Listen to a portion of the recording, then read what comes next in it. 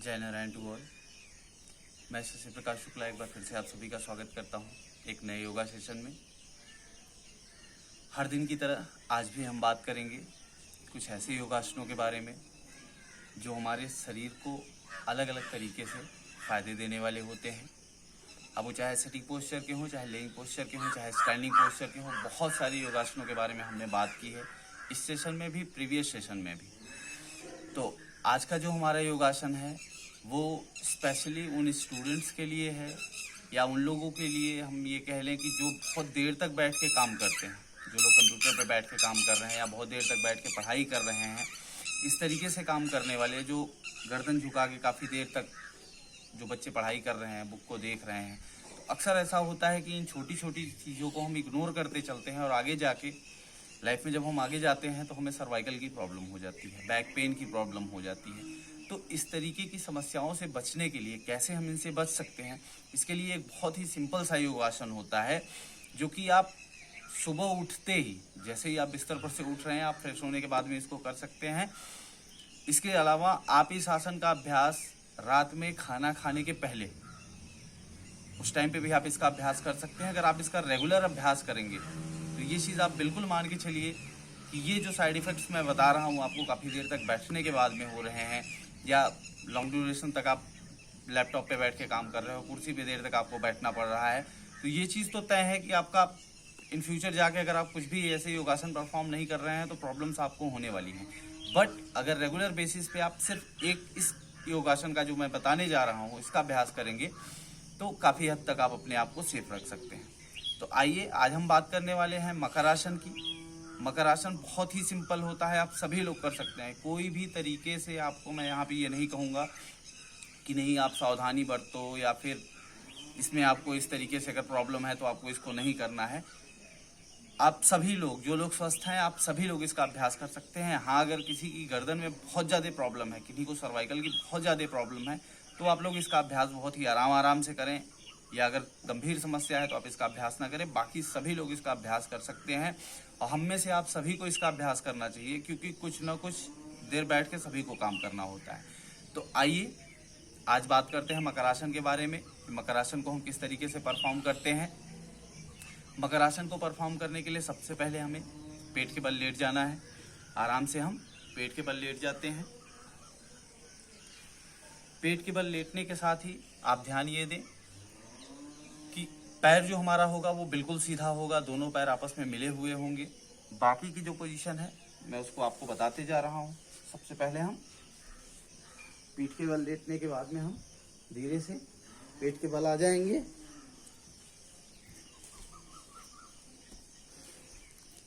यहाँ से दोनों पैरों को बिल्कुल मिला के रखेंगे, इस चीज का हम ध्यान देंगे। दोनों हाथों को आराम की स्थिति में, हथेलियों को एक दूसरे के ऊपर रखते हुए, सर को कुछ देर के लिए हम रख के, दोनों पंजों को बिल्कुल आप कोशिश करें कि बिल्कुल सीधा खींच के हम जमीन पे लगा के रखेंगे।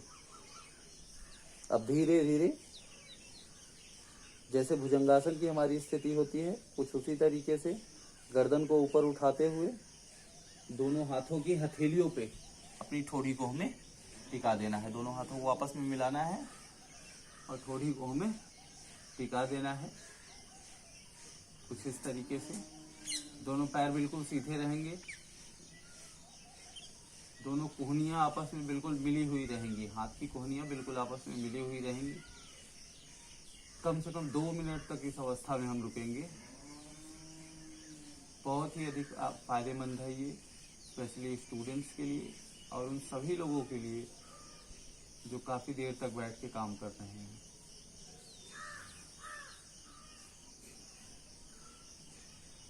बहुत ही रिलैक्सिंग है, बॉडी को हमारे रिलैक्स देता है।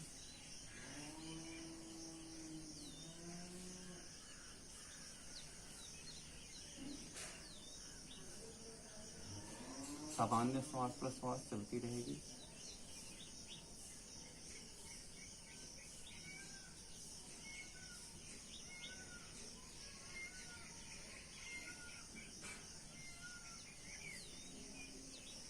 शरीर में किसी भी तरीके का तनाव नहीं रहेगा, शरीर को बिल्कुल हम ढीला छोड़ देंगे।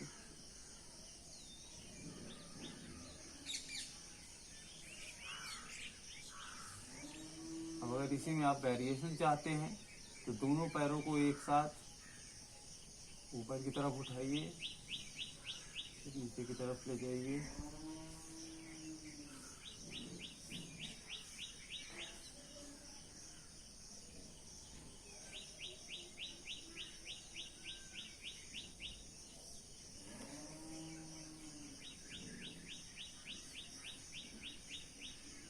श्वास भरते हुए पैरों को ऊपर की तरफ ले आएंगे और श्वास छोड़ते हुए बाहर की तरफ ले जाएंगे। धीरे धीरे इसका अभ्यास करें। जिन लोगों को घुटने में तकलीफ है वो इसका अभ्यास ना करें। अब पुनः अपनी हम प्रारंभिक अवस्था में आ जाएंगे।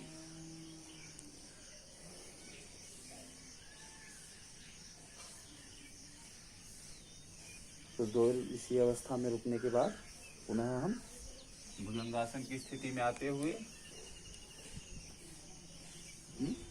प्रारंभिक अवस्था में वापस आ जाएंगे। तो ये था हमारा मकर आसन। मकर आसन का अभ्यास हमने आपको बताया। मकर आसन मैंने जैसा कि पहले ही बताया कि आप सभी लोग कर सकते हैं, किसी भी तरीके की इसमें मैं सावधानी की बात नहीं करूंगा। लेकिन हाँ, जो मैंने इसका वेरिएशन बताया जिसमें हम पैरों को ऊपर की तरफ लेके जा रहे हैं, तो किसी को अगर घुटने में गंभीर समस्या है तो आप कोशिश करें कि आप इसको अवॉइड करें। जो पहला वाला वेरिएशन था हमारा, पहले वाले से ही आप करिए। पैरों को बिल्कुल सीधा करके रखिए। सर्वाइकल के लिए ये बिल्कुल रामबाण होता है। जिन लोगों को सर्वाइकल है, जिन लोगों को बैक पेन है, उसे दूर करने के लिए, और जिन लोगों को है वो भी अगर इसका अभ्यास करेंगे तो इसके लाभ ले सकते हैं। और जिन्हें नहीं है वो लोग इसका अभ्यास करें।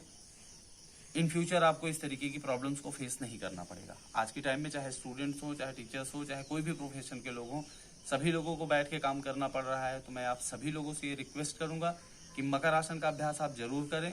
अर्ली मॉर्निंग भी आप इसको कर सकते हैं, रात में भी अगर आप चाहें तो खाना खाने के पहले आप इसका अभ्यास, यानी अगर आप स्टूडेंट हैं तो भी, प्रोफेशनल हैं तो भी, आप खाना खाने के ठीक पहले 5 मिनट से 10 मिनट इसका अभ्यास कर लें।